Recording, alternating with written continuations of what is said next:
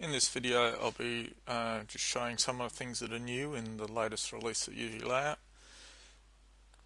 Okay, so here we've got a couple of flattened shells already.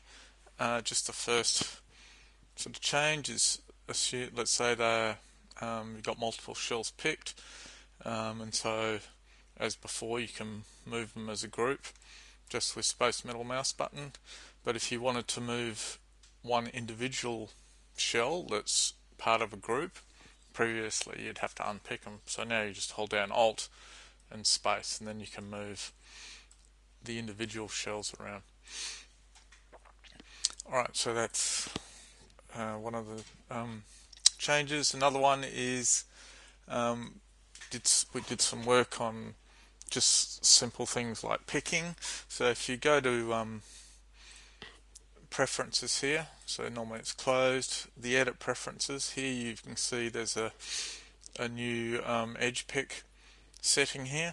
So that's the number of pixels out from an edge that sort of is the hot zone for picking an edge. Now you can get some idea of what that actually is by clicking this edge pick button, and you can see there it shows a little box. What I'll do is I'll just mark an edge there so it's clearer to see. So that box is just a feedback indicator on the hot zone there for picking that edge. So if you have the mouse pointer outside that box, then it won't pick the edge. So here W's or backspace doing nothing. If it's inside the box, it will select the edge. So you can increase the size of that or reduce it depending on your preferences and resolution of the display, etc.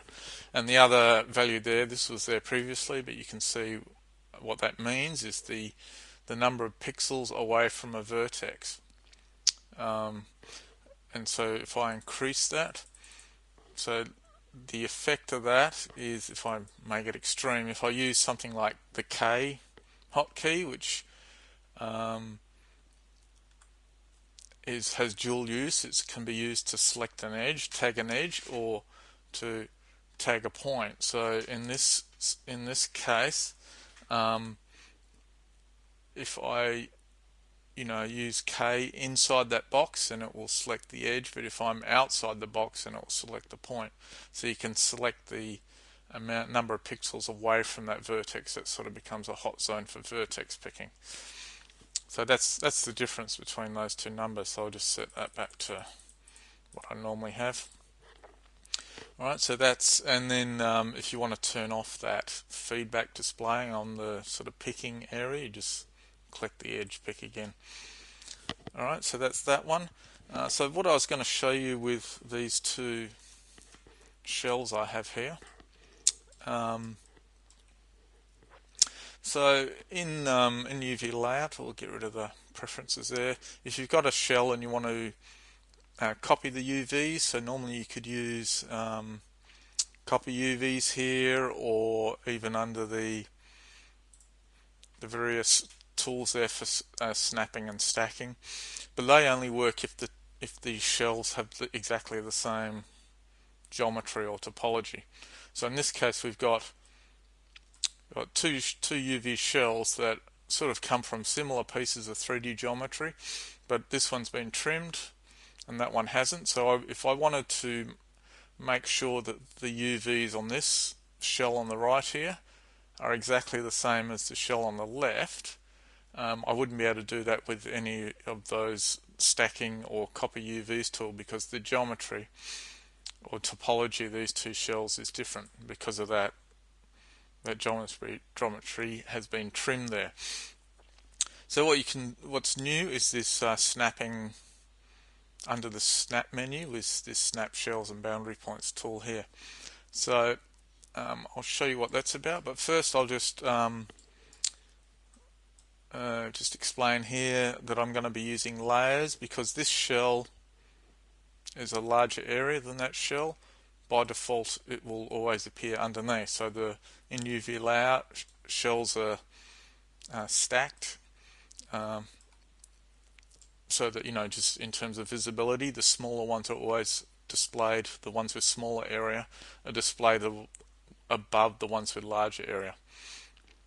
So in this case, because I want to, this shell on the left is the one with the UVs I want, and this shell on the right is the one I want to copy the UVs onto this one. I want that to be over the top, so it's easier to see. Here I can't really see, the shell I want to modify is underneath. So what I want is layers here. So I've already got this set up so that this larger piece now is in the top layer, the overlayer, and the smaller shell is in the underlayer. So now by using layers I can just ensure that the shell I want to work on is over the top regardless of size. And then also I will turn on X-ray here, so there's a little bit of transparency, so I'll be able to see via the transparency there whether things are matched up. Okay, so I'll just make it a little bit less transparent. So the way this new tool works, the snap shells, is you have to first select a shell. So here I've selected the one on the right, and I'll turn on this, click this disk button here. So what that'll do is it shows at every boundary vertex it shows a little circle, which is an indicator of that search distance. So that's I can change that value there, and so basically from each of those boundary points it's looking for a boundary point on any adjacent shell. So here it's found one there, it's found one there, but these are too far away. So what you want to do is get this sort of close. It doesn't have to be perfect. So I've got a number of points here that are indicating that they're close, so that's enough, and then I go snap shells, and what it'll do is rotates and moves that selected shell so that it minimizes the sort of difference between those snap points. And so you can see here it's got fairly close. Because this has come from the same 3D geometry, the flattened shapes are fairly similar but not exactly the same. So if I zoom in there on the top, you can see that it's close but not exactly the same. So once you've got, using snap shells, once you've got them close, then you can go click boundary points here, and that will pin the boundary points to those matching underneath. And so here you can see internally we've still got some difference. So if I'll just hold down F, it'll reflatten that top shell. And so now the UVs on that top shell are very closely matched to the UVs on the bottom shell. Here we've got an issue here just because that point probably was out here and it's just close enough in terms of that radius to snap there. So if I just, that's a pinned point now, if I just unpick it and then reflatten, it will just move that back out to where it should be for that shell. And so we don't have any other problem areas. So there you can see that's that new tool for snapping shells and boundary points. So it's just, you can use that if the geometries are different, where copy UVs won't work. Alright, so to get rid of all this circles and dots, we just click disk again. So another one, I'll just turn layers off here. Another change is, I'll just get that out of the way. So here we've got that piece of geometry. In previous versions of UVLayout, if you did Shift W, so normally W is to tag a world edge, and you could use W and say W and then go Shift W and it would select between them. Alright, so that's always been there. But if you did Shift W on an edge without setting those endpoints, it would have selected the entire boundary. So the issue there is if, say, you just wanted to weld this piece to that next piece along that edge, by using Shift W it would have selected all of those edges and then it would have welded to everything surrounding it. But here now Shift W will only select the boundary edge that'll connect to another single shell. So the advantage of that is if I go M now, so you can see there's that other shell. So um, you can just safely do Shift W now, or not without having to worry about setting end points. So it's a lot quicker in terms of just selecting edges and bringing things in. So let's undo that, and I'll just show you something else. So independent of Shift W there is, I'll just show you, I did so I did Shift W and then M brings that other shell wherever it is. You don't have to zoom out and find it. It'll just snap it in, do a magnet snap to the edge. That's always been there, but what's new under edit there? So under edit settings, we've got this option here for M and Shift M. So the originally you would have to do that. So let's undo.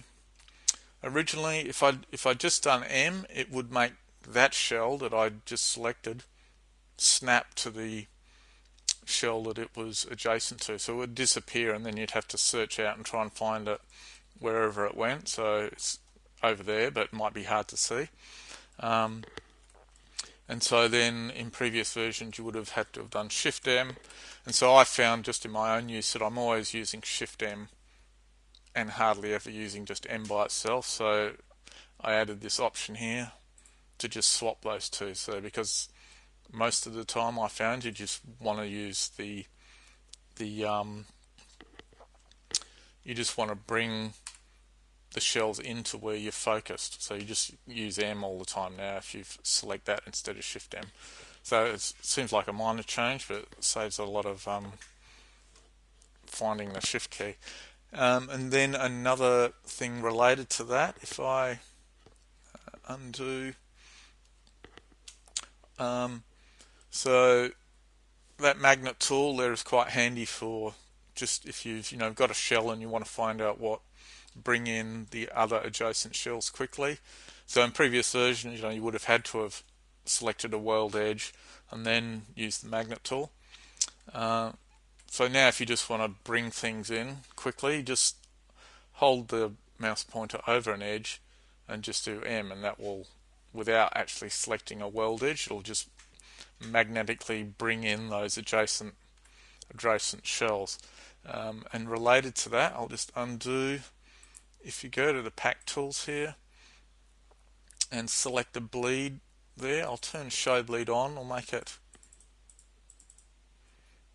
there. So then if I've got the bleed visible, which is normally just for the packing tool, but if I have that turned on in the packing tool and then use M, when it brings those other shells in, it'll leave that gap there. So it's just a quick way to, if you've got things sort of randomly scattered around,